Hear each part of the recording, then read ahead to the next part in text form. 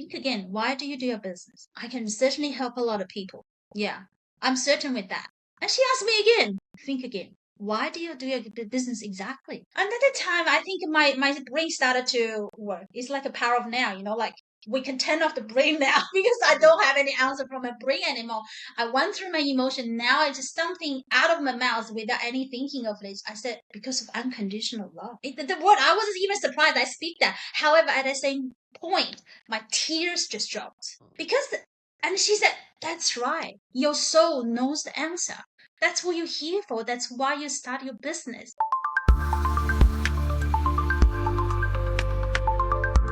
Welcome back to Rise and Tell with Shikha. I am Shikha Singh, your host and author. I have got something special to share. My brand new book, Unburnable Ambition, How Overachievers Win Without Burning Out. This book is for all of us who dream big but refuse to let burnout be the price. Head to shikhasingh.com/unburnable ambition and sign up today. Now let's dive into today's episode. So there you go, everybody. Today we have with us Joanna Zhang. Joanna, welcome to our show. How are you today? Awesome, wonderful. I'm so grateful to be here. Thanks for inviting me to be part of your podcast. Of course, of course. And all our listeners and viewers, if you don't already know, Joanna is joining us from Australia today. So thank you so much, Joanna, for taking time out of your busy schedule. And we'll just get right to it. Tell us, I know everybody has some sort of story and some sort of inspiration behind why they do certain things and behind who they are. So tell us, Joanna, what's your story? I left my workforce 9 to 5 as a financial planner to start with. And then when I left my job, because I had a reason for my ex-husband, we had a family restaurant. So I had to help him, but somehow give me a reason, excuse, kind of like start on my own, because whenever we actually step out of the comfort zone, it can be freaking out, right? But Right. because of that excuse and something driven in my heart, I started to working as a financial planner. However, on the journey on that, I started to really transform myself from professional into a business owner. And many people who left the workforce or maybe even doing the side business, we can realize there are a lot of mindset shift is going on, a lot of things to learn.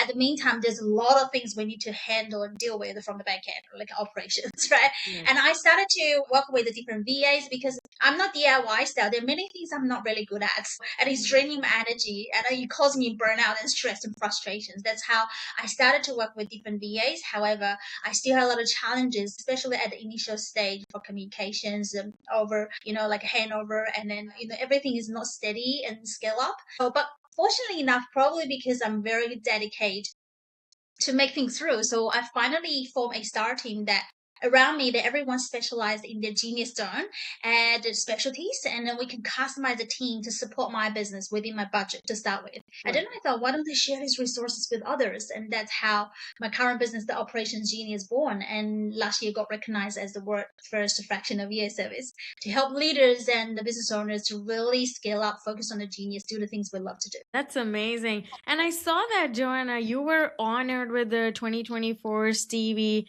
International Business Award for Innovation, and you've just transformed everything. So, congratulations, first of all. That's amazing. And second, I know you touched on a lot of important topics there, so I'm going to get back to that. But first, let's talk about how you said there has to be a change in the mindset. And, when you're making that change or that shift, your mindset also needs to change. And sometimes people start to freak out. How did you manage that? Wow. I think that's a really great question.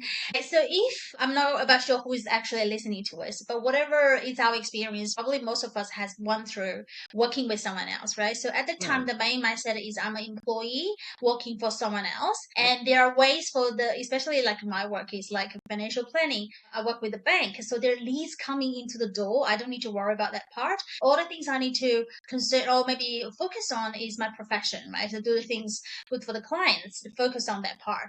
However, even by saying that, while I was doing my finals, I fall asleep. So which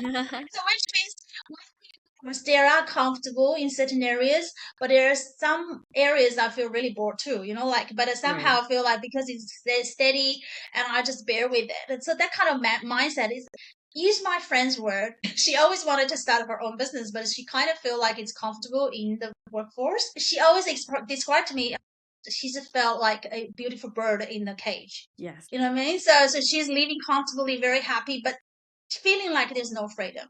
So when I actually break through out from the workforce and started to decide on my own, of course, a lot of things I started to be really need to be independent, Right. especially for the leads part. I had have to started to really work on my own. And also, there's many things behind the scenes. We used to have a support staff in the bank, but now I have to find someone to do my marketing and social media, those sort of things, the Right. IT, I build website, every little thing I need to start from scratch on my own. And all those things that started to make me feel like, wow, that's great responsibility and a lot of things on my plate. And it's driving me mad and crazy and burnout as well because I worry about everything. I started to different from previous. However, somehow there was a very subtle feeling from my heart. I felt like that was the right path I feel like to go. Even though that was very hard, I Right. feel very free. I have a Yes. stage and I have a space and I can create, even though that was very challenged. At that time, interestingly, many of my colleagues always contact me, Joe, hey, the bank has a vacancy. Come back, come back. I look at them, everyone actually has a steady income and Mhm. has a Yeah. good status, they increase, promoted as a role. But I congratulate them, but somehow they Right. don't feel happy, still. And even though it feels a lot of hardship, I still feel like to stay outside of the system, right? And Yep. start to craft something on my own. So that's the mindset shift. I feel like I think the mindset shift based on our focus start from the comfort zone into somewhere totally unknown. And another thing is, yeah, it is challenging. However, the main overcome barrier is part of something in my heart gave me the strength and answer to move forward. I Yes. hope that makes sense. It does. It does. Actually, it's so relatable because I feel like everybody who decides to take that plunge from 9 to 5 to starting something on their own, everybody goes through that experience, and you explained it exactly on point because those points are so relatable. Everything's new. You've never done marketing. For me, I feel like I still suck at marketing because I've been in the IT field for so many years, and for me it's either black or white. So it's either working or it's not working. But then when I published my first book and now my second book, I'm like, okay, what's marketing and how, what do I do?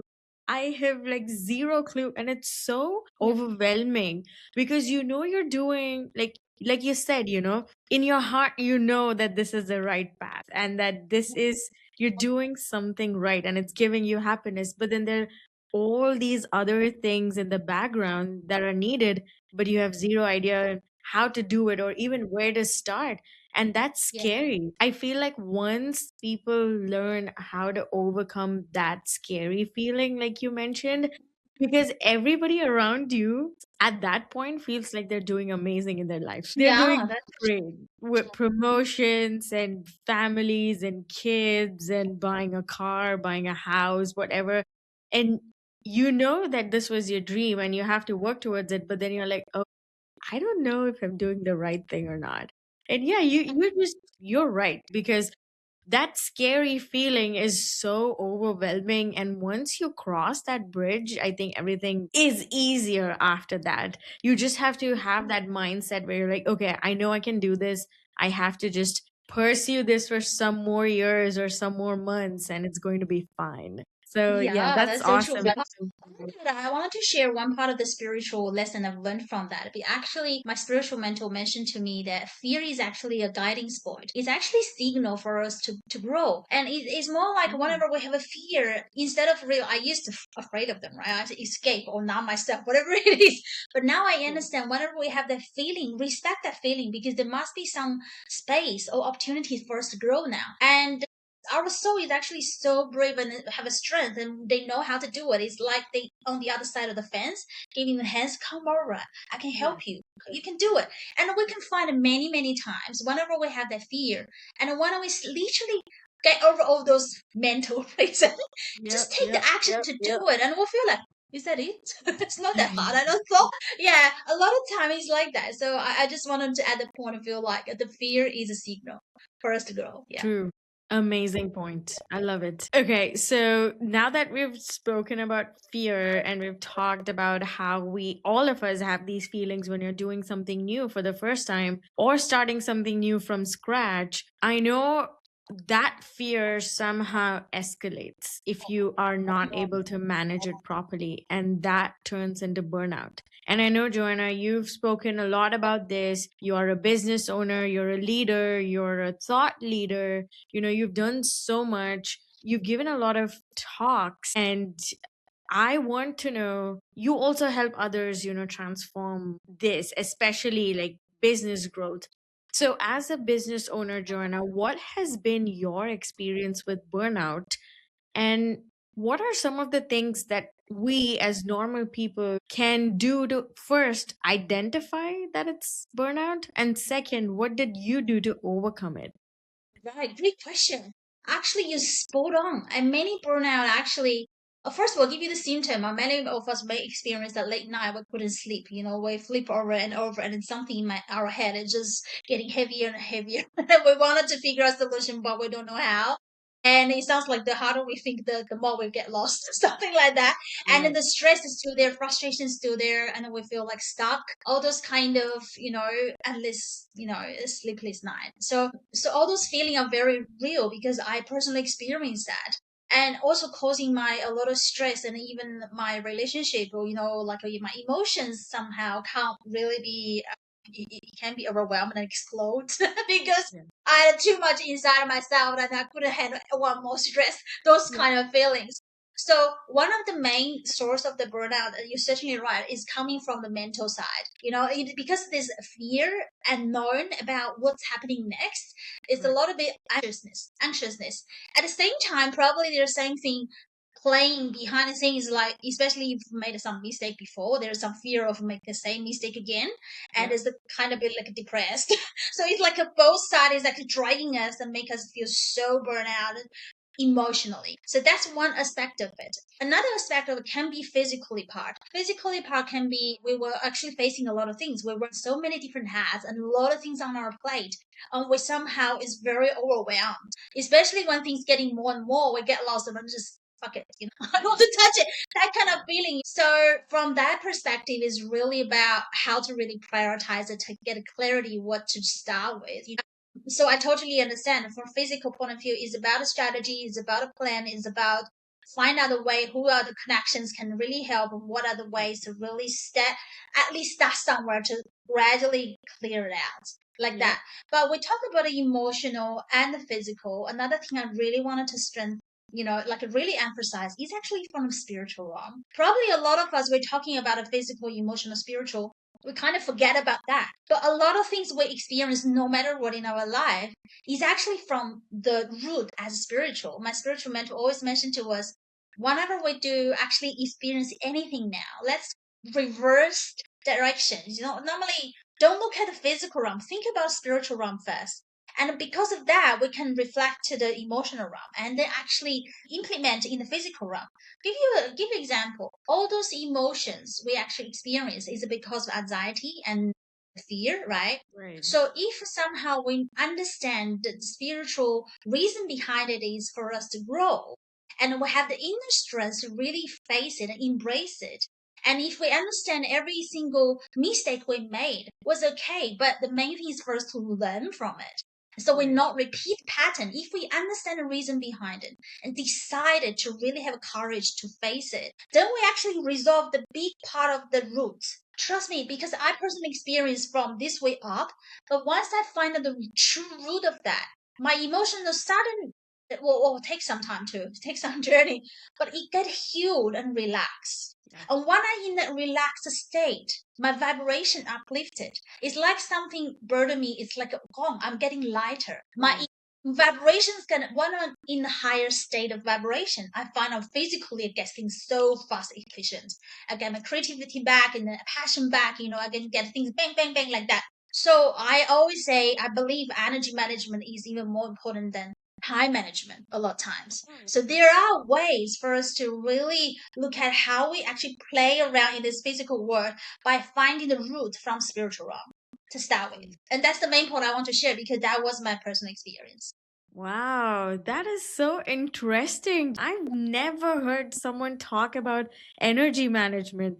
The minute everyone talks about burnout, I wrote a book on it, but it's always about time management and scheduling and delegating and, finding time to relax and rest and restore. But I think this is the first time I'm hearing someone talk about energy management, and it's so fresh. I love this fresh perspective. It's very Thank you. interesting when you put it that way. And now, when I'm thinking about it, yes, when you actually come to terms with what's going on around you and how things are, half of it is lifted off of your chest or your shoulders, and you're like, yes, fine. I know this is how it is. Let's find a solution for it, or, let's start doing something. And yeah, you get that energy back because now you're no longer brooding over what or what's going to happen and what are the effects or consequences. That's great. That's amazing. That's true. Yeah, it's amazing. Because I'm a Virgo. I'm a controlling freak. Used to be. And I love to plan. Trust me. I used to plan my schedule like perfectly, here and there, this Yes. and that. But then I find out I try to set up certain routines too. I don't mean the routine is not good, but what I found is if I can really go with my energy and when I do something in my heart flow and with a high speed of efficiency and creativity, and I go with my body cycles. For example, if I'm really tired, I really need a rest. I allow myself to rest. Yep. And I want to have inspiration, bang, I get it done. So once I go with my flow emotionally, physically, and spiritually, everything started to just become effortlessly. Well, I still need to schedule certain things, don't get me wrong, but that's Yep. the logical part with assisting myself to Correct. get those things done in a logical way. But the main thing is that I'm in the flow. I'm in the Correct. flow. So the burnout feeling is no longer there. Correct. So I think Correct. that's a totally different perspective that we can think about how to, if you have read the book of The Power of Now, the Yes. power of now is exactly talking about it. We used to spend too much energy and time and physically even think about the future, afraid of what's going to happen, and think about the past. What have I done? Like screwed up. Yeah. So Yeah. all those things are not better because those are dragging us in the mental prison and drag us energy down. But if we actually just focus on now, what we can do and what's the best as alignment with alignment at divine timing, that's the thing we're gonna do. Bang, go for it. That's so powerful and efficient, productive. Correct. I agree. I agree. And I this is so relatable, Joanna, because I was exactly the same way. Like my calendar would be up to date with every single thing. And I also mentioned in the book, I think it's either part 2 or part 3, and there's a chapter on productivity, and one of the subheadings says, "My name is Shikha and I was a productivity addict." That's how obsessed I was with scheduling and calendars and having everything up to date. And I did not realize the amount of pressure I was putting myself under. And I thought, I'm doing the right thing by setting everything and having a schedule and a routine and, having everything down to the T and the dotting the I's and T's. And I'm like, okay, this is not working anymore. It's working against me and everything that I'm working for, but not for me. So, yes, I agree. Totally, totally relatable. Love it. Love it. Now, Thank you. let's shift, Joanna, to the business aspect of it. You Mm. mentioned about your story and how you changed from your 9 to 5 job to being a business owner. And now you actually help other businesses and other business owners. So I want to know, let's say there's a business owner and he or she is trying to scale their business, but they're the only ones right now. You mentioned you had a team and you built a team and you used their geniuses in their areas of expertise, and then you capitalized on it. But let's say if there's someone who's alone, they have nobody, maybe their spouse or maybe their sister or brother to help them, but that's it. It's a one man show. What are some of the strategies that you would recommend to someone who's just starting out and wants to scale their business? All right, beautiful questions. I actually start from there. I start on my own as Oh, a okay. solopreneur. And I started to build a team. It doesn't mean that it has to be necessarily be everyone's journey. There's a reason behind my journey. I can tell you later. But but I started on my own. I totally understand where is everybody else because at that particular stage we're wearing too many hats, but there are many things we're not good at, and which is draining our energy. It can be like feeling like we can't breathe sometimes. We want more time and energy back, right? So that's the stage I was in. So that I started to work with different people and find out, okay, I actually need to really delegate certain things out. I think that, but first of all, the mindset thing is really important. If we're working by ourselves and if you believe that one person can go fast, but one group of people can go further, it's our decision. What is our decision? Do we want to go further or do we want to just go fast? If you want to go fast, we find that many people will have that of trying to do things by themselves because everyone is so self-sufficient, especially for some DIY stuff. Entrepreneurs, they feel like they can do everything, and especially now given AI, they feel like I'm good, you know, Yeah. which is wonderful. If you're happy with that state, that's totally fine. But in saying that, because there are still some gaps you can find, even though when you're mentioning about they work with family members and team member, whatever it is, they still have gaps here and there, right? Because everyone's skill can't be stretched to the full. Those gaps, what happen is either key team members doing it, or AI doing whatever, a solopreneur is doing it, whatever it is. They just feel like I found that there's some resources to help, and that was my challenge because at the time I couldn't find a model on the market that can support my niche, like a special needs in the gap within my budget. I don't need to find a 5 to 10 full time, part time just to do that little job, like just not practical for me. So I didn't have any choice. So I figured out a way to Right. really have this customized, the team to fill in those gaps, to fill in my business needs. So that's how I started Operations Mm. Genius. Then I started to share these resources with other business owners. I'll give you an example. Like, for example, if you're ready, mindset, you feel like, okay, I can't just do everything on my own. I'm ready to outsource, right? And if you go to the all different models, it's mostly like a full-time, part-time schedule, But a lot of time, because of that, you may be saying, oh, I'm not I don't have the budget yet. I don't have that much work yet. Maybe later, right? So that's the common reaction from us. But by that decision, you will actually delay our growth and make us feel more stuck sometimes. And until we really burn out, feel like overwhelmed, I can't handle it anymore. But give you example, like I have 10 hours budget and I want to have my website down. I want to have my CRM down. I want to have my design. So normally there's the three different skills. Probably you need to find 2 or 3 people, full-time, part-time term, Right. but we don't have the budget, right? We don't have that much work either. So there you go. You have a solution now. So with our model, for example, for this 10 hour, 5 to 10 hours, you have all the skills, you can pick and choose, we customize as a team. We can increase the hour based on workload. We can reduce the hour if you're not busy. We can even pause when you're on holiday, like a Christmas is coming up. Right. So Right. we wanted to provide these flexibilities and all the skills in the team because I personally experienced that challenge. And that's how Right. we actually got recognized by the Stevie International Business Award as the very first fractional VSFs. I'm happy to see more and more business in this field start to realize that flexibility is the key and a Right. fractional become a trend. So I believe more and more model can start to consider that part. But I understand why a lot of business don't want to consider it because from business perspective, there's a lot of hassle. A lot of hassle. Think about it. If there's an agent find you a talent and plug in 20 or 40 hours, hands off, done. Yeah. Money in. For them, it's very easy. Yeah. But for us, we actually handle all different little tasks and managing the team with communication, getting all the time report, and with all the fluctuation, different changes day in, day out. It is a hassle, actually. However, it kept me through because my passion and mission is not on the money side. It's because I want to solve the problem. Once Right. again, all of us, whatever business we're doing, it depends on our inner drive. If our focus is on money, very quickly we can find out our passion will drain out, especially if we don't see the result, we'll give up. That's why most of the small business get really, out of the business Yeah. after a certain time. However, if our inner drive means that we actually going through this journey, we wanted to figure a solution, we wanted to add value, we wanted to share with this world, we want to give it back, that's a different drive. It will keep us going.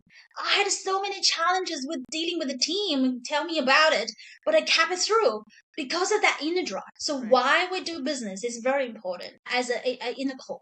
I think I went to so far. Did I answer your question? No, that's amazing. That's tremendous to me. I love how, when people think about business owners and founders and you've started your own business, you're getting awards, and you're a sought after leader. Everybody thinks about money and status and, a little bit of arrogance here and there. But you are talking about inner work and, drive and passion. And that's amazing to see and hear. I love the fact that there are still business owners and founders like you who believe in helping people, giving back to the community, and then believing in your purpose and your inner self and why you're doing this business. So that's amazing. No, you didn't go too far. This is perfect. I love it. I Thank love you, it. thank you. But I actually on that, I don't know how much time you left, but I make it short. I didn't go straight away into this state. Right. We all have our journey, and I believe all the journey has a reason behind it. I used to do my business as a transactional, to be honest, because when we Mhm. started from self-employed into a business owner, I feel like, okay, I probably can earn more money, I have more time, but it turns out, it's probably totally the opposite, or maybe very hard. But because my initial intention was that to start with, I used to do my business as transactional. I was trying very hard, try whatever I can, filling my calendar, whatever it is. But I somehow just felt that there's something there is like a not breaking through. There's a block there.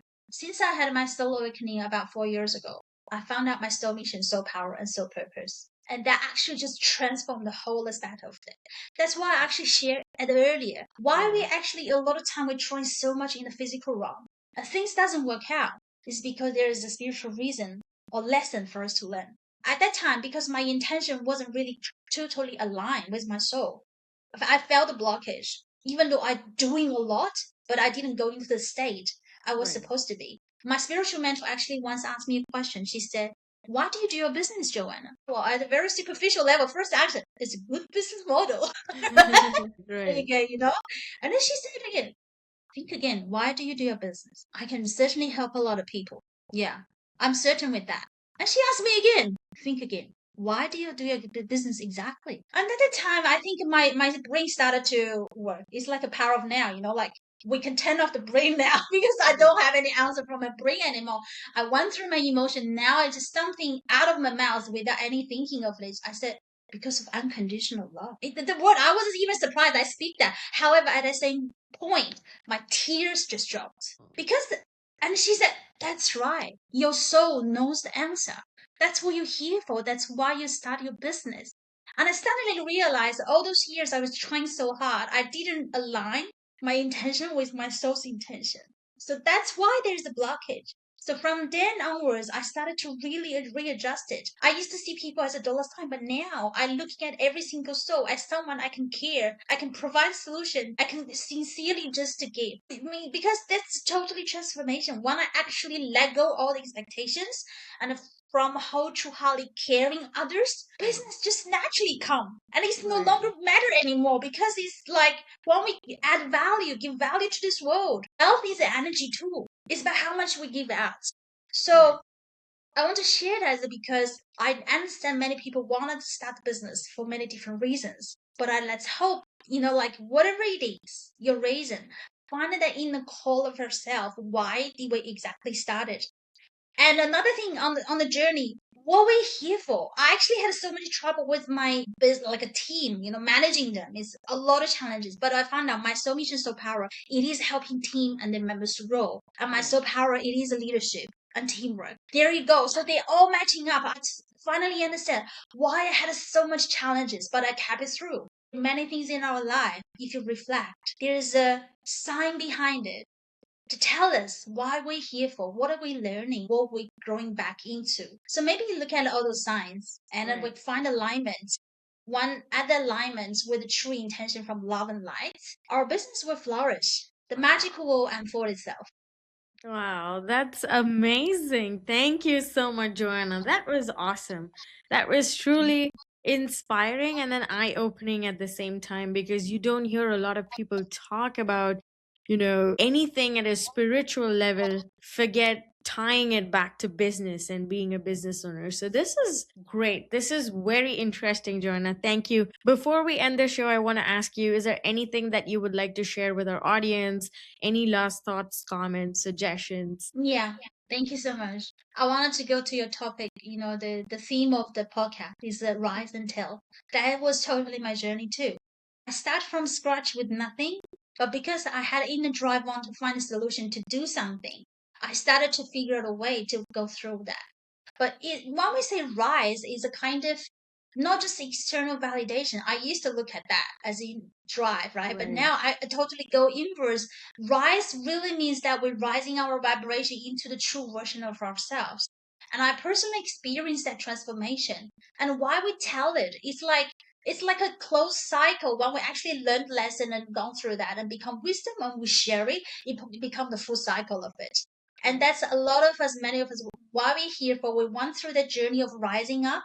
In that, I have to overcome another barrier of my. I used to afraid of how other people think about me. Yes. Because my inner drive is so strong, I started to let go how the other people think. Because the confidence is not about what other people think; it's about how I think about myself. What I True. truly realize my true value when I stay in my core, do the things I love to do. That's about it. So, what I wish every single audience who is listening to this episode can have that inner drive now start to rise and tell this world about our gifts. Fantastic. That was amazing. Thank you so much, Joanna. Thank you again for taking your time from your busy schedule and for being a guest on our show. I had a lot of fun and I learned a lot about so many different things. So, thank you for sharing your journey and your experience, Joanna. It's been a pleasure to have you on the show. Thanks for spending this time together. Thank you. Thanks. Thank you for tuning in for today's episode of Rise and Tell with Shikha. My book, Unburnable Ambition, is all about how to chase your biggest goals without losing yourself to burnout. You can now sign up at shikasing.com/unburnable ambition. Until next time, keep growing, keep glowing, and be yourself, and keep your ambition unburnable. Thank you.